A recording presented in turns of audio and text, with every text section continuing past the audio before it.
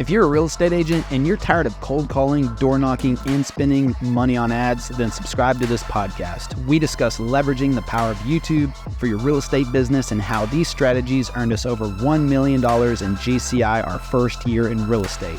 My name is Levi Lascsak and my partner is Travis Plumb. Let's get started.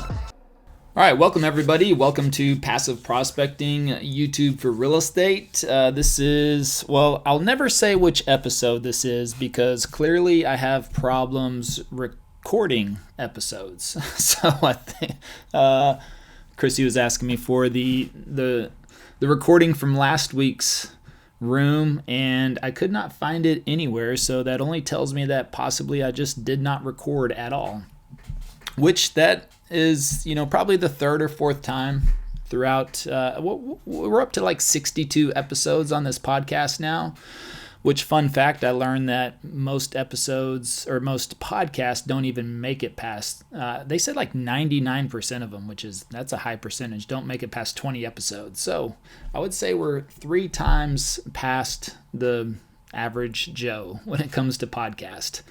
But I still experience issues, and I still clearly have problems hitting the record button sometimes. And that's just the challenge when you're running solo. You're going to run into those types of situations. You're going to run into those types of problems. You're going to run into those types of setbacks and frustrations and things like that. I mean, I've had special guests on before and never recorded the whole thing. Great conversations. And I tell you, and probably the most gut-wrenching, which we should add that to the list, Chrissy, probably coming up because I'm feeling ready. I had a podcast episode called "No Health, No Wealth" or something like that, or "Without Your Health, No Wealth." And yeah. Mm-hmm. Yep. I talked for like an hour straight, just poured my guts out. Ironically, since I was talking about on my health journey, and which really had a lot of digestive problems. Poured my guts out for an hour. Really told the whole backstory and everything about why now health is always going to be first and foremost in my life above anything else. So because if you don't have your health, you can't enjoy your wealth. So what's the point? And since I've experienced that, I've experienced disability and being bedridden before, then it's something that's not something I'm willing to compromise on. But I never really have told the whole complete story, and so I was like ready to do that on a podcast, poured my guts out for an hour, and then never hit record. So that was good. But the people that were there live, like the ones in this room, said it was a really, really good episode. But they're the only ones that ever heard that. And now it never exists. So now I'm making sure, okay, I'm recording. All right, got recording on the video. We don't do replays on here for that reason, is because if somebody's not going to be here live, then that we want them to catch us on our podcast versus coming back to Clubhouse. So we are live today, and we're talking about repurposing our YouTube content. And we didn't talk about this last week, did we, Chrissy? I thought this. Nope. Mm-mm. I may have mentioned it. I mean, we're always talking about new ways to move content around, but I don't think we specifically covered this last week. Okay. I just feel like I told the story about, well, I guess it doesn't matter anyways because I didn't record it. So it didn't happen if you didn't record it. Yeah, it didn't happen if you didn't record it. So, talking about repurposing content, because I was in this discussion, in a mastermind group last week or so, maybe 2 weeks ago, and that's what had came up was people talking about time constraints as always, which I've always said, look, YouTube does not take you time. YouTube makes you time. And not only does it make you time, it compounds your time. And if you are struggling with finding time to record YouTube videos or video in general, then clearly you're not leveraged properly on your time. And video is the least amount of time I spend in my business. Now, research, that could be a different story, but still, if you put research and filming the videos together, I mean, for me, it's maybe 2 hours a week, if that, and maybe 2 hours sometimes every 2 weeks. I mean, I'm pretty efficient on recording videos now, so that's not a problem for me. And remind me, Chrissy, I just sent you a link, that Google Drive link. What I want to do is I want to put that raw video file of the Frisco pros and cons. I want to put that in our course so that people can see how I just recorded an entirely raw pros and cons. They can see like what it looks like before it's edited, you know? Yep, love that. So I want to put that in the video section so that way they'll see my mess ups, my pauses, you know, and really the thing is that I was looking at the timestamp on that, and it was 41 minutes totality. Now, when the video was edited down, it was only about 33 minutes, I believe. So that was almost 10 minutes that was cut. But because I just let the video roll the entire time, I'm sitting there talking. If I pause or if I mess up or if I have to start over, the camera stays rolling because I just have to know, okay, where did I mess up? Where do I need to restart? Because I know that the editor is going to be able to, you know, cut that up, chop it up, remove my mistakes. So I had about 10 minutes worth of mistakes and pauses and things like that. So, and you'll see me looking down at and sometimes just reading things, but that's because I know my editor knows that whenever I look down and I'm not making eye contact with the camera, that they need to add in B-roll. So nobody wants to look at the top of my head reading something. So they know, okay, where I'm going to add in B-roll for this section. So if I'm reading like very specific stats on a school or a neighborhood or something like that, they know, okay, I'm going to pop up B-roll. So that makes it very easy for me to just flow through a video, and that literally took me 40 minutes to do it in that one take. Got edited down to like 33, and then it goes out and gets published. So it's very simple. But as far as repurposing content, we're actually going to do this. And Chrissy, this is something else I want to remind John about is on this video. So I'm doing a new pros and cons video and talking about repurposing. Is normally he's using text and B-roll to fill up the entire screen. The B-roll is fine. I'm not worried about that. But when we add text on the video, you know, what we've been doing lately in the videos is adding up like a full screen and then typing out text above that. So it kind of like takes me off camera for a minute. It pops up the B-roll of like just a full screen, and then it has text like if I'm going down a quick list or something like that. It's just something to break up the content. So what I want to have them do this time is center everything. Center all the text in the middle. So even if it cuts away to me and it says like, okay, here's the top, or here's the, let me see, what are some of my notes?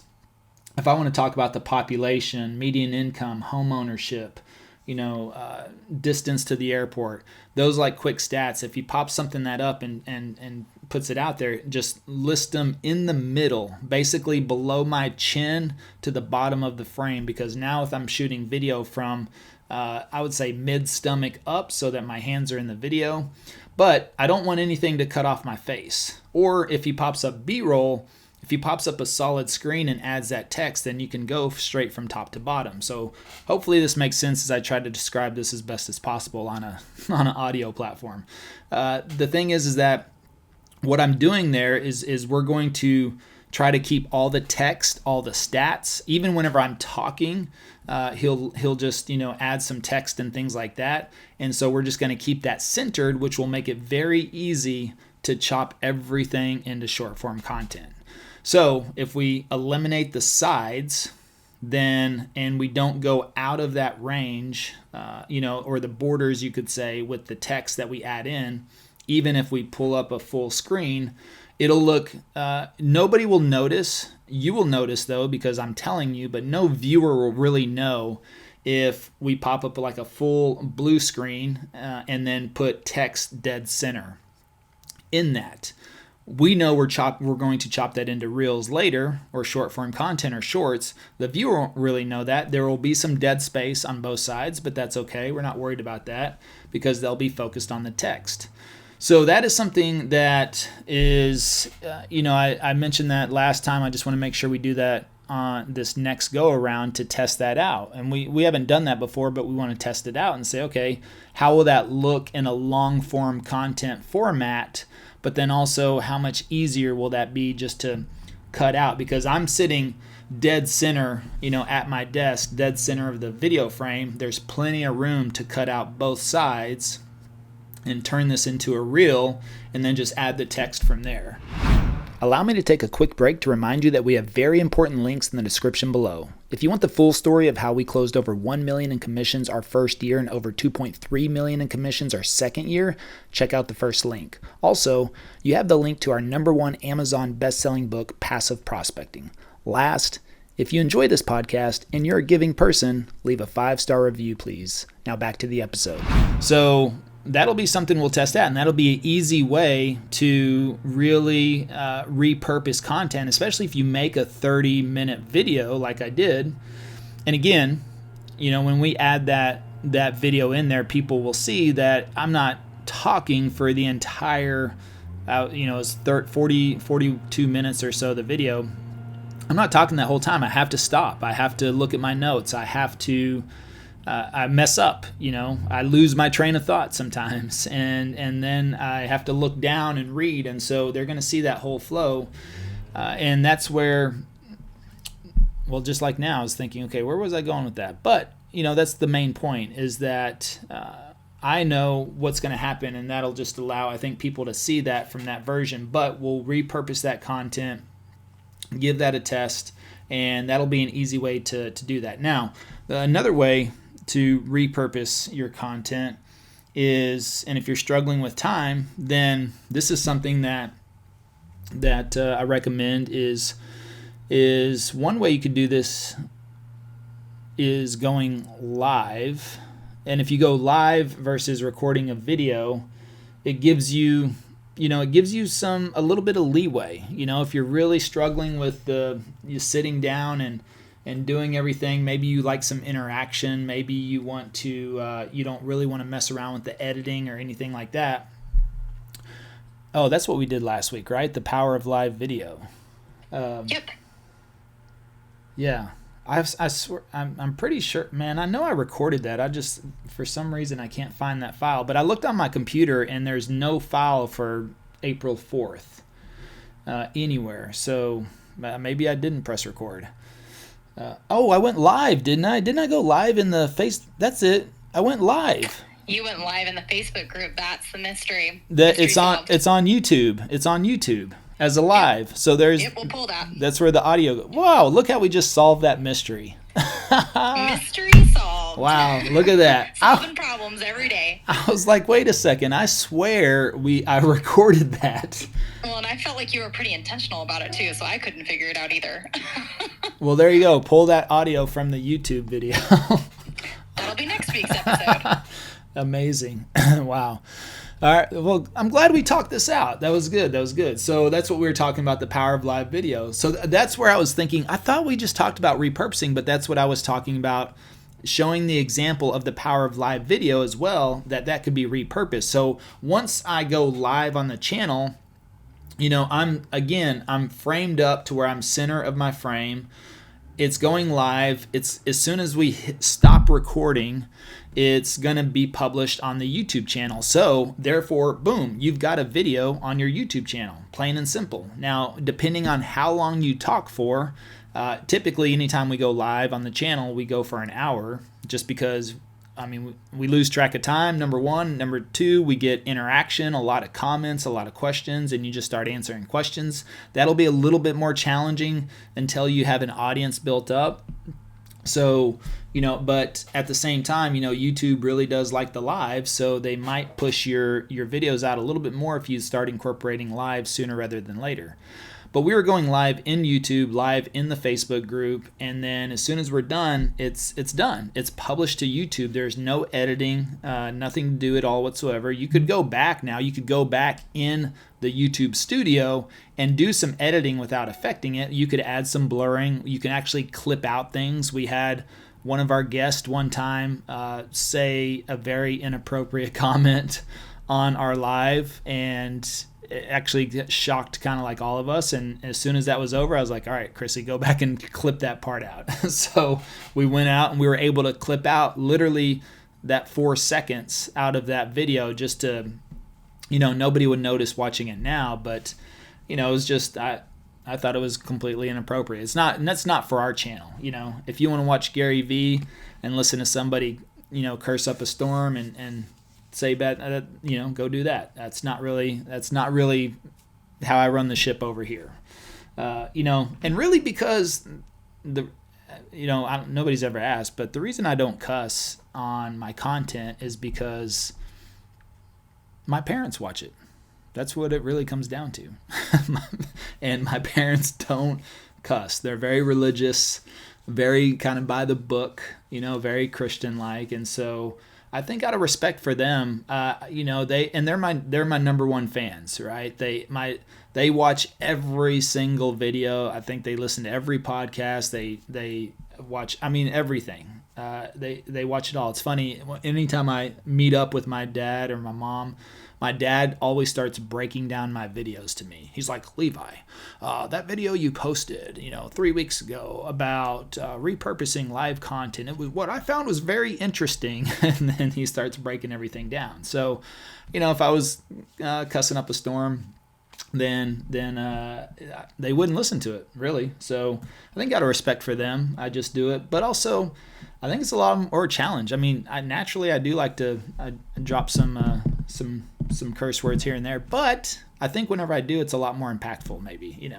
So especially if I'm chatting with the team or something, they know if one slips out there, it might be.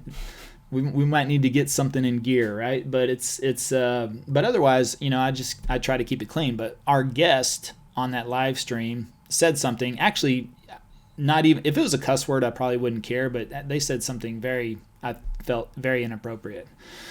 So we were able to go back and just clip that little part out. So you can do some post editing on live videos. You could cut off endings, sections out of the middle. You can blur things, so you can do that in the YouTube studio. And the really cool thing about that is that you're not affecting any of your analytics to go with that. Because if you go back and delete the video or try to download it and then edit it and repost it, it's just not the same. So, and you can do that with current videos as well. That's a really, really strong aspect of it. That's why, whenever I coach or teach, and I just recommend to people, don't embed phone numbers on your videos, because, I allowed a number that I didn't own to be embedded on my videos in the beginning.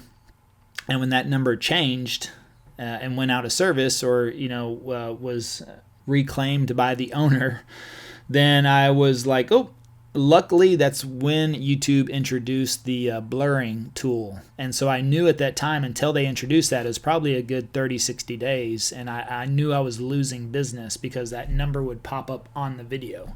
So that's not why I don't recommend to put videos on, or numbers on videos. Just put it in the description, because you can always change a description. But luckily for me, YouTube introduced that blurring tool, and I was able to go back and we could blur out that phone number, so we weren't losing any more phone calls. And that's what you call a leaky funnel. if you've got something like that going on, that's a leaky funnel. So anyways, what we were talking about last week was on that video, if you do a live, even if you only did once a week, and right now with the real estate market changes, interest rates, everything that's going on in the news, there's enough information every single week to do a live stream. I want to be more consistent about it. I just, and we will be, I think we'll probably target something next week. I have usually been pretty consistent, but I also think, there's two things to that. It's sometimes a little scarcity helps out as well, but at the same time, consistency it works really well too. You think about national radio shows and things like that operate 5 days a week, almost 365 days. A lot of talk show radio hosts only take off Thanksgiving or Christmas. They're pretty much there the rest of the time, 5 days a week, and people tune in. They have some of the biggest audiences, out there is talk show radio hosts. So I think there's room to do a live stream once a week, and especially with everything going on in the market, all the changes, all the uncertainty, news, interest rates, oil, pricing, dollars, all kinds of stuff. Now, depending on how far you want to get into that, but there's opportunity there to talk, get your audience to interact with you, answer questions. That keeps the live stream going as well. So if you just focus on the first few minutes, first 10, 15 minutes, covering some news articles, it really makes it easy to be able to chop that content up. So then you can repurpose, because now, and if you have a Facebook group, you can go live at the same time on YouTube and in the Facebook group. And then from there, you can have someone, if you've got an editor or a Chrissy, to go in there and can start chopping out, 45, 15, 30-second clips, 60-second clips for shorts. So, and then it'll be easy to add in or add text or graphics or anything on top of that. So it's funny because I joke around and say that I speak in reels, which means anytime I'm on a podcast, I have a speaking event, I'm being interviewed, or even making these videos, I will typically try to keep my point in 1 minute increments. And that's intentional. I do that intentionally because I do want to make it easy for an editor to go back and post edit and be able to pull out short form content. So that is something that is a developed skill and a developed muscle. And it was funny because we were on a live stream a couple of weeks ago, and I was making that point. People were asking, actually on our Wednesday live stream, I believe, people were asking questions, and I would answer them in 1 minute increments. And I've got that timing down pretty good. You just get a feel for it. And so as people were asking questions, I would say, okay, this is how I would turn this into a reel right now. And I was doing that live on the live stream. So that works really well with agents, so they could see, okay, here's a question. And I was able to answer that question in less than 60 seconds. And that made it also very easy because I had a start point and an end point for an editor to go in there to be able to chop that out. So, and otherwise, you want to give a really, a brief pause at the beginning or the end of your sentences. And that's okay. So if you really want to make a point so that an editor can repurpose that content, just keep your message clear, concise, to the point, and under 60 seconds as best as possible. That way anybody can go in here, notice the start point, notice the stop point, clip that video, and then add a little text to it, and you've easily got a reel or a short or a TikTok. And there, I just did that. So make sure that one gets clipped out. So as I made that point, I just thought about what's the hook story offer. That's the old Russell Brunson formula right there. I don't even want to say old. That's still pretty current. But any type of short form content, or if you make points, think about that. That's really the framework you want to stick to, is the hook story offer. Now, you can do that in 15. Now that's cutting it a little short, but 30, 45, 60 second increments, just as I did on that last little section whenever I said, if you want to be able to repurpose content, that was my hook. And then I just kind of made that additional point, and then added some story around that, and then the offer at the end is you could just, it wasn't a real offer, but you get what I mean. You could say offer, you could flip-flop that with conclusion. So hook story conclusion or hook story offer. If you look at someone like Ryan Pineda, you'll see this. He does 6 reels a day. That's a lot. That's a lot. But I think 2 of his reels have offers. The other 4 have conclusions, you could say. So he does pretty much hook story conclusion on 4, hook story offer on 2, and so he turns a reel into an offer, which is DM me the word this, DM me the word that.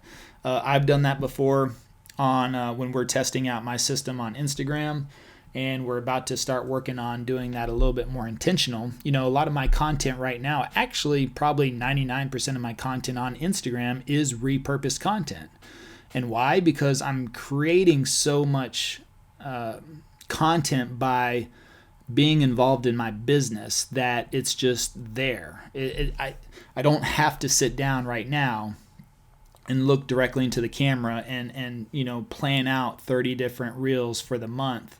Now, I'm not saying that's the best strategy either. That is also something to keep in mind. I do believe a specific strategy for the specific platform is always going to outperform repurposed content mostly. I mean, in my opinion. So and that was just another reel. But the thing is that, and we've noticed that. I think engagement on my Instagram has gone down quite a bit. Now we're looking at that, and I'm not an Instagram expert, but from what some of the experts tell me, it's like, well, that's just Instagram in general right now. Now they're placing emphasis on carousels. Now they want posts and pictures back, so they're throttling down reels. But at the same time, somebody said, actually Chrissy was like, well, Levi, all you do is repurpose your content. Maybe people are getting tired of you, I think were her exact words. So I was like, oh, well, thanks, Chrissy. First of all, that was not very, no, I'm just kidding. No, but she was like, look, we've kind of stuck to the same content format, the entire time, which is true, and so maybe there is content fatigue, content consumption fatigue, which, could be the case. But I would say, man, I hate to go from like 50,000 views on a reel, which is where I started, to 1,000. That's a pretty significant drop. So either I've beat the nail all the way into the wood, past it too much, or it's time to change up the content. But because I'm out traveling, speaking on podcast, which are great opportunities, I'm thankful for those. That takes up a lot of time. And so it's easy just to be able to chop that up, because initially I may speak for 20, 30, sometimes an hour. Podcasts are typically an hour these days. I mean, there's so much content that can just be pulled from that. So it's just a convenience, I would say. A convenience for me to be able to repurpose that content versus working on an entirely new short form content strategy. Now, I'm not saying that's the best, and we're working on probably pivoting that, because as we get dialed in, and we're working with a new consulting company that's really helping us dial in systems and processes and procedures and documentation. So we're starting to really clean up our business and clean up our calendars. And so right now, every day of the week is pretty much jam-packed for me. I try to block time for content on the weekdays, but with just things come up. Not on top of what I get scheduled. Things will come up in between. Next thing I know, it's the day is over. And then I'm left where Saturday and Sunday, sometimes that's the only time I have to film some content, which I don't want to be in that position. I know that I'm not leveraging my time properly from there, or I'm not as I am leveraging my time, but I want to say I'm not structuring it the way I want to structure it, because I want to get into less computer time, less meeting time, and more just content creation. I want to be able to create my content during the week. I know what needs to be done, and I know what we need in place to do that. And that's going to involve another person. And we just got to be able to find that right person. So if you're listening to this right now, by the way, we are in the working to hire a content curator. That's somebody who would work with me directly on mainly, copywriting and, building out content, and then also, pre and post scheduling. So if you know anybody that is good or likes that type of thing, then send them our way. Happy to chat with them. So, that's something. I was able to eliminate a couple of meetings from my calendar that were on a weekly meeting yesterday. I was able to do that. That came from putting another person in place, putting the right people in the right seat in the right place. So as we develop our companies, which we have 3 companies right now, it's developing all the people for those positions to be able to allow that, because that way then I can dial in the specific strategies. Now, when you if you focus on a short form platform and you're making specific content for that platform, I always feel like that's going to be the best way to generate more followers, more engagement, more interaction, and more business. And then you can repurpose that. The great thing about short form content is that you can post that on pretty much any platform. I mean, if you film a vertical 60-second video, that can go on, Twitter. It can go on TikTok, Instagram, Facebook. I mean, horizontal can too, but those platforms are really designed for those vertical platforms other than YouTube. But the thing is that you have to look for ways to do that. Like anything else, I think you have to be intentional. You have to look at the opportunities that you have to be able to repurpose these types of things. You have to have an editor or somebody that can go in. I mean, you could always do it yourself.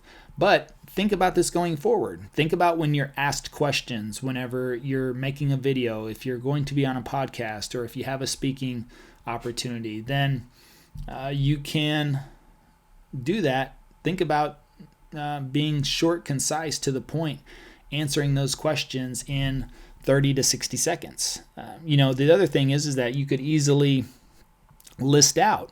You could list out 10, 20, 30. Actually, you could list out 100 questions. I think we did that on that live stream last week, where we I think it's Also Asked was the website. Type in that question, and then it popped out like another 100 questions. Make a list, and then ask yourself a question. Don't regurgitate that question on the reel, but think about how you would hook somebody with that question, or rephrasing that question in the form of a hook, and then just give your short, sweet, and concise answer in 30 to 60 seconds. And you've got short form content. And then you can repurpose that to all the other platforms, including shorts on YouTube. But if you're filming long form content, which is what I focus on most of my time, and even I would say long form content is podcast and speaking events and things like that. That's all long form content. Then we always think about that. We, even whenever I speak, Alex, our videographer, we always go in early. We look at the room. We watch other speakers, as long as we're not first, if we're in the middle or at the end, we'll watch the other speakers, look at the positioning of the stage, all of that. And we're thinking about camera angles. We're thinking about reels. We're thinking about repurposing, all of that, from the beginning. So we think about, and he'll tell me, or I'll tell him, but we'll watch, and he'll be like, hey, don't move to that side of the stage, or stay put over here, or stand closer to this side, or the lighting is really best on this section. And we're thinking about that, does it work 100%? I mean, not all the time, but we're intentional, right? We're trying to be strategic about that, because the speaking opportunities are great. And depending on whether we can pitch or not, and the reason I say pitch is most of the time, people want you to share, don't necessarily want you to talk about, the course that we have. I mean, books, I don't think nobody cares if we ever pitch a book, right? $20, $30, very, very low barrier of entry. But courses, yeah, that's a more expensive item. So we get it, if we're invited somewhere, I mean, that's what I always ask, which is, can we pitch? Because that is a big differentiation of the outcome.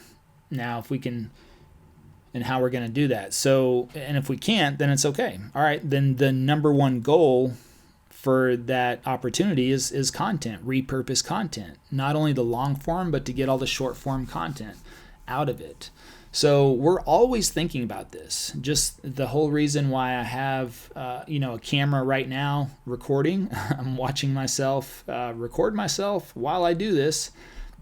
But I'm talking to the camera, and then if you watch this back, which we're behind on publishing our podcast on YouTube. Now you'll be able to listen to this on our podcast within a week or two. But as far as publishing on YouTube, whenever we get to the video section, the first, I don't know, we're on episode 23, I think we saw on the YouTube channel, and we're still in the audio version because I wasn't recording the video, which I have no idea why. I wasn't recording video from the start. I think I was just trying to change it up. Like I do so much video anyways, I thought, well, let's just record the audio, from Clubhouse and pull that audio and put that on a podcast.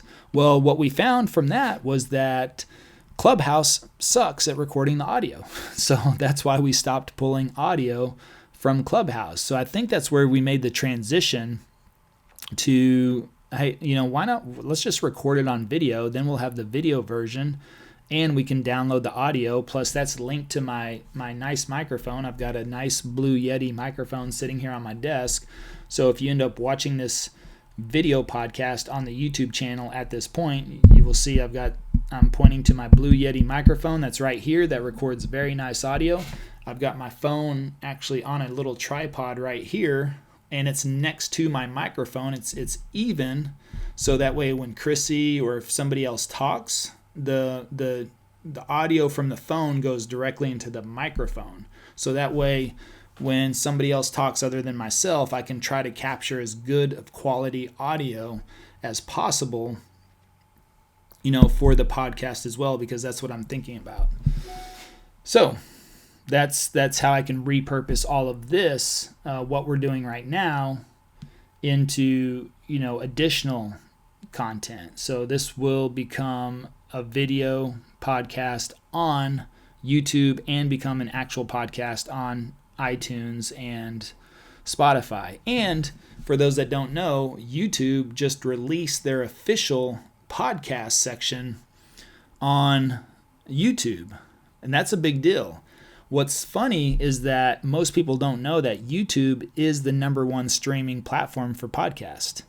It was funny, I got a comment on the channel the other day on one of the audio versions of the podcast on YouTube, and they were like, why are you posting audio on YouTube? There's no video to this. This is stupid. It was something like that. And I was like, well, actually, a lot of people, more people come to YouTube for podcasts than any other platform. It's the #1 podcast platform. But the thing is that not everybody just gets on YouTube and just watches videos.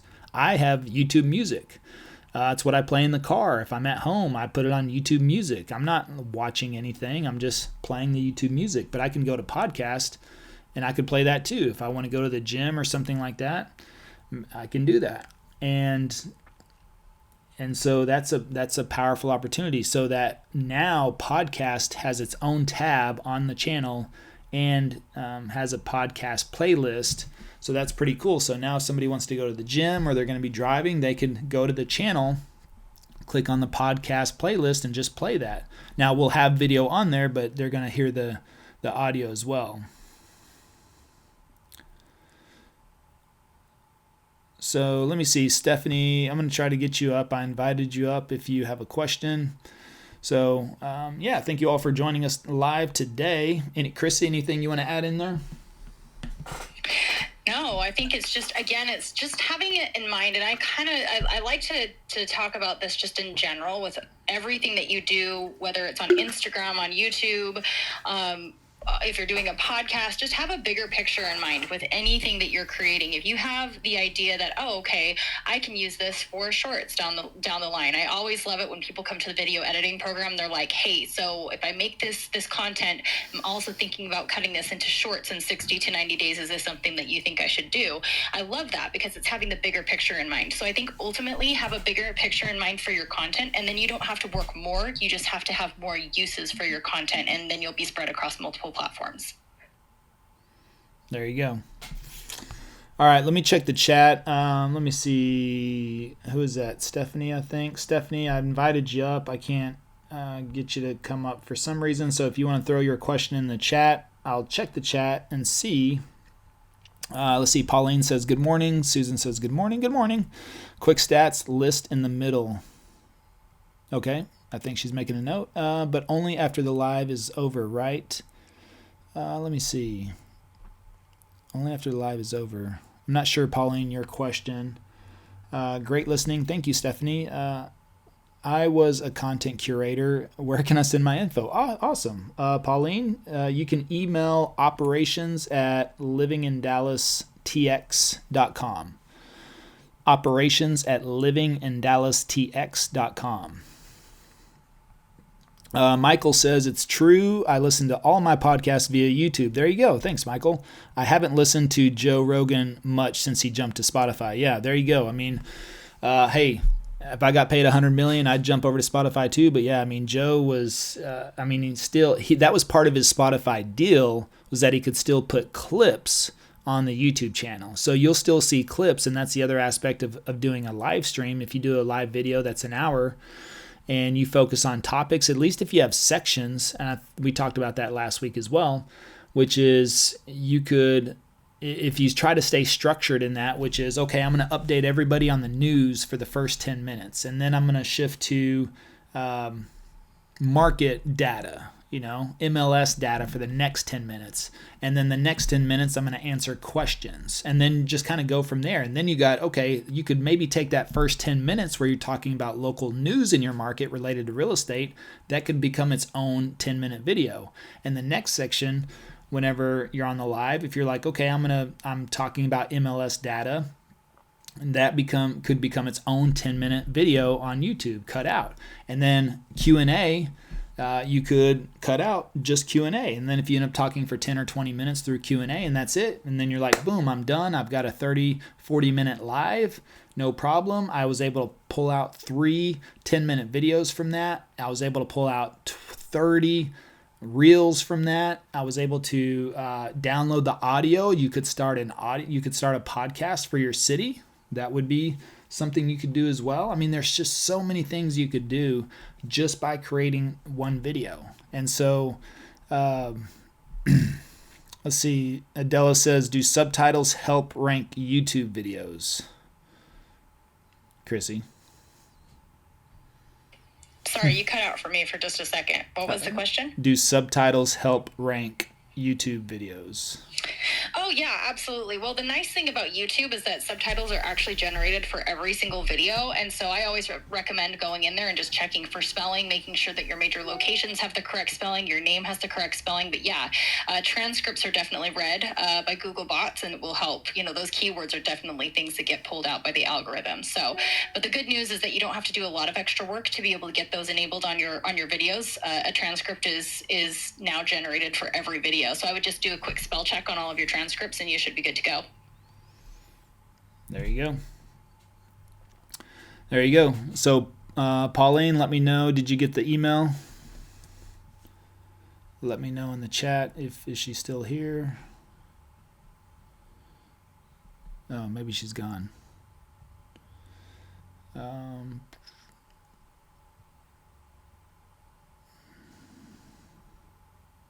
And she has no Instagram. All right, well, that was that.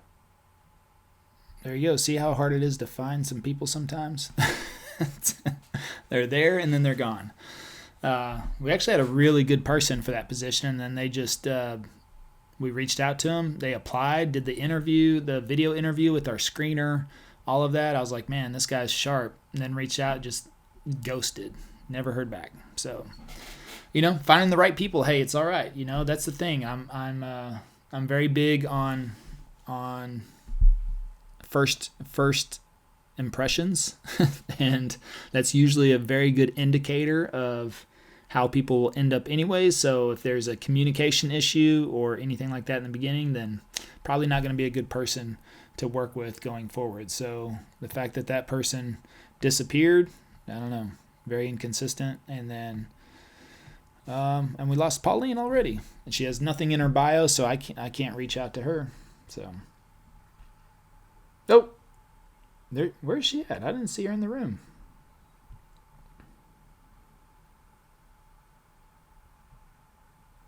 Well, she posted it. Okay. Well, she emailed. I don't know how she did that. I don't see her in the room. Do you, Chrissy? I don't see her in the room. But she's messaging right now, so on the chat. Maybe she is a ghost. Oh, Pauline. Let me write that down. Oh, there she is. Now she's popped into the room. I can see her now. Okay. Oh, maybe I needed to refresh or something. Pauline should, it's always best to link the Instagram in your profile if you can, but I'm going to check out your Instagram as well. We'll send you over a personality we'll send you over oh, and now you're on stage. What's up, Pauline? How are you? Mic is in the bottom right.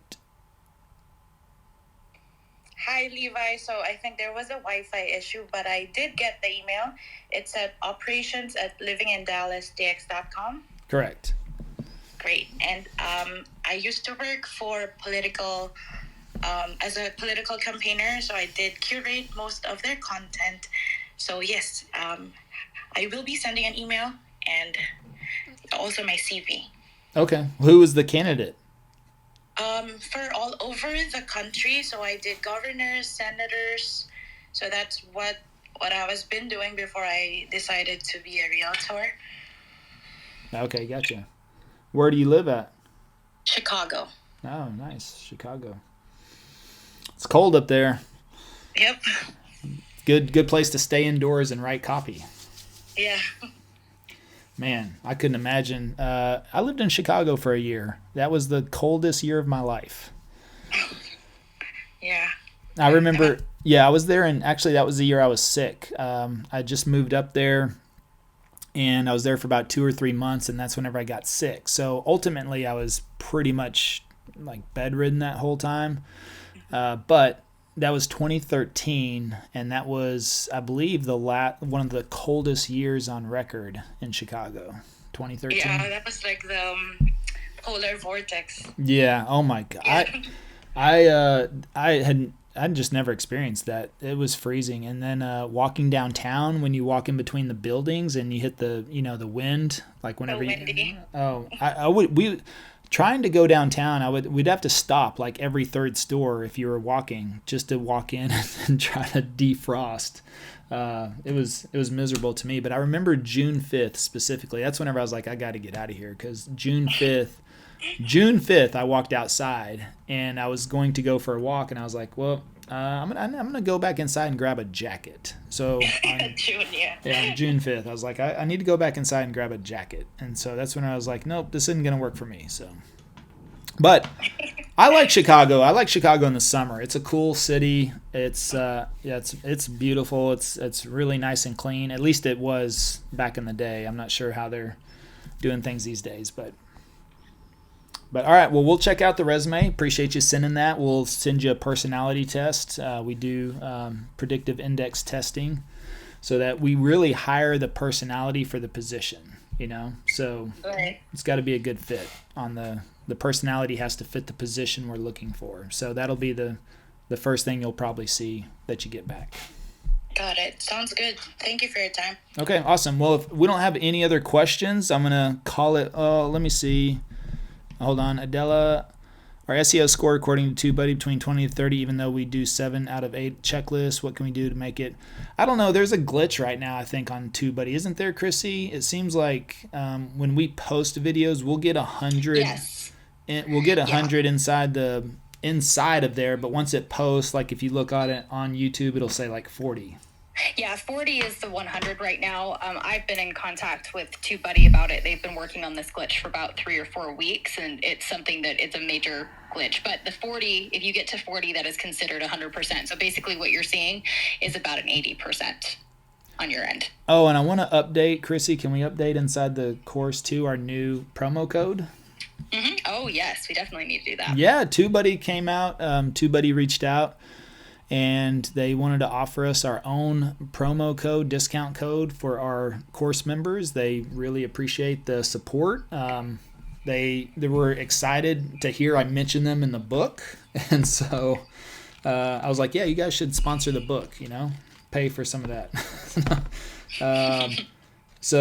But I've never asked them for anything, but they came to me and were like, hey, we really appreciate all the support. You always been talking about us, don't ask for anything. So we want to give your community a unique passive prospecting discount code, and which is pretty cool, So because the other one I hijacked, I stole that one, and it still works, but now we have our own. What is that? What is that code again? It's the old one, Andrew's buddy. No, not that one. I wanted the new one. Oh, the new one. Yeah, I can't remember off the top of my head, but yeah, we'll add it into the course. and into the YouTube descriptions. Oh, I think it's Passive Prospecting Buddy 25. That sounds familiar. I think, because I know they said they have to have Buddy in it, so and that should give you 25% off. So if you are wanting to use TubeBuddy, you can enter promo code Passive Prospecting Buddy 25 for a 25% discount. And if you pay for a year up front Legend license with that knocks the cost down to like $17 a month, which is pretty good. I mean, you pay for the year up front, but it works out to like $17 a month. And that's a necessary expense that you need for your business. So very affordable. All right. Well, you know where to find last week's podcast now, Chrissy, and we will get it up for next week. And yep, thank you for joining us today, and we will see you next week. Thank you for joining us on today's podcast. If you're interested in partnering with us to access our YouTube course and coaching at no cost, schedule a call at passiveprospectingpartner.com.